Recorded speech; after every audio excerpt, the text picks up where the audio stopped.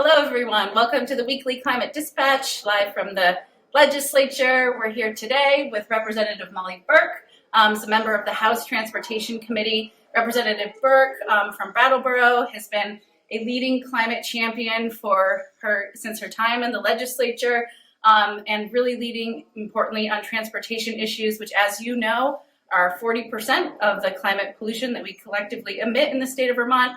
We're here with Representative Burke, who just led an effort to get the Transportation Affordability Act introduced. This is a very broad and important framework for continuing to diversify and build out a cleaner, more multimodal transportation network that serves all Vermonters. Representative Burke, tell us a bit about the primary components of the Transportation Affordability Act and why it's so important and how you got to this place. Okay, well, I'm very happy to be here with two wonderful advocates. And it's very, those of us, we have no staff in the State House, so it's really wonderful to have advocates who can help move things along. This bill is H101. It's not going to be a standalone bill. It's a bill, what we have done in the past is normally, this is my 15th year on the Transportation Committee. I've been trying to cut carbon emissions for all that time.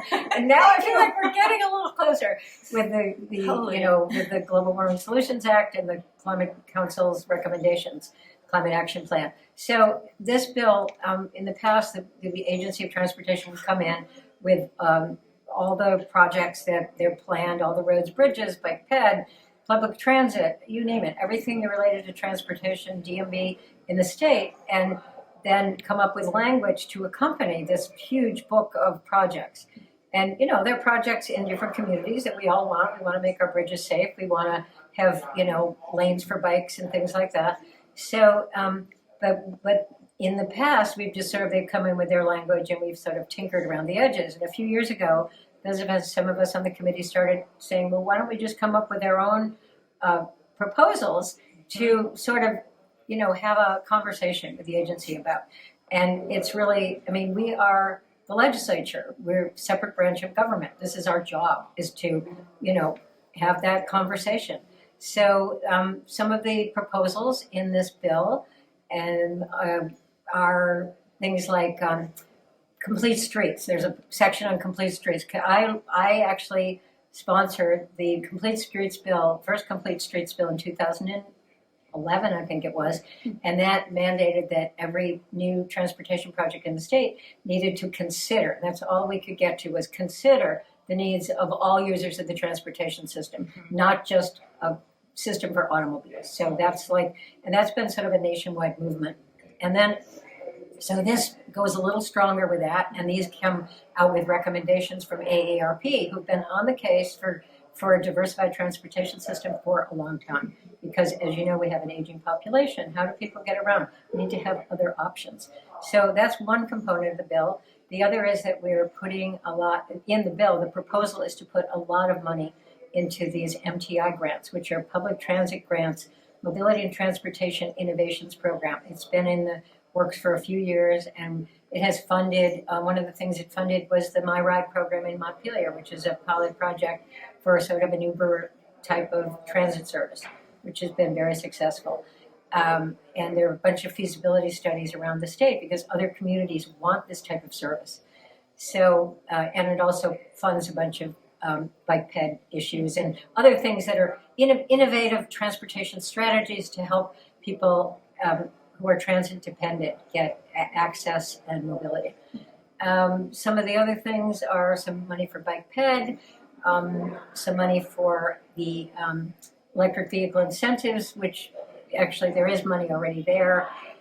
And we instituted that program, about 3 years ago. And then my sort of pet project is the e-bike project, which I was able to get money in the budget for last time, 2 times ago, and just get money in budget adjustment because the money ran out in 6 weeks. $100,000 was gone in 6 weeks. But unfortunately, but we'll see how that works out with the agency. What are some other components of the bill? There's just a sort of a hodgepodge. Some of them is asking the agency to do studies on are the proposals that we're doing, are the transportation things that we're doing with the carbon reduction plan, are they actually working? So we want to have some data on that. So we're asking for things like that. We're asking for some rail projects to maybe have another train come up the same line that the Vermonter comes, go up either to White River Junction or all the way to St. Albans.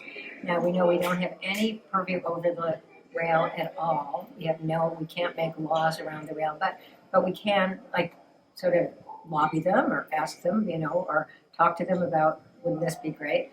Which all of this costs money, of course, and that's where things fall. Anyway, I'm very hopeful that we can get some really good carbon reduction measures in, and more importantly, if we can reduce carbon emissions and get cleaner transportation, it also helps people who are spending a lot of money, a lot of their budget. And as we know, low-income people spend a much greater portion of their budgets on transportation because they're having to drive cars that are not fuel efficient. So, the electric vehicle incentive program is that. Mileage Smart program is in the bill. Continuation of a program for low-income people to buy used cars. A lot of really, really good things that we hope will come to fruition. That is great, and thank you so much, Okay. Representative I was Burke. like, what else is in that bill? I can't remember. There's a lot. Here are my notes. And I think this really underscores both, how multimodal, and there's a lot of pieces. Multimodal It's not and a multi-pieces. silver bullet kind of Right. program. We need to be doing all kinds of things to, give everyone in the state access to clean transportation, and having someone with your long expertise and passion is so critical to making sure that we're keeping an eye on so many important initiatives. And the other big thing going on this week is the Affordable Heat Act is continuing to get testimony in the Senate Natural Resources and Energy Committee. They, with the coldest day of the year so far coming up, the fossil fuel dealers are going to be in. Hopefully we're going to be moving a bill that will help them and Vermonters transition to cleaner, healthier, and more sustainable and affordable heating options. So keep an eye out for that. We'll keep you posted and be sending resources of how you can learn more about that. It's still a great time to reach out and let your legislators know that you support the Affordable Heat Act. There's a lot of opposition churning from fossil fuel dealers and others. So great to reach out and underscore the need for climate action and big initiatives identified in our climate action plan. And we must do some action on climate. We cannot afford to just sort of sit around and say, well, that's too expensive, or it's not going to work, or people are opposed to it, or whatever. We really, really need to be serious about this. Absolutely. So with that, pick up the phone, send an email to your legislators. Thanks so much. We'll be back with you next week. Take care.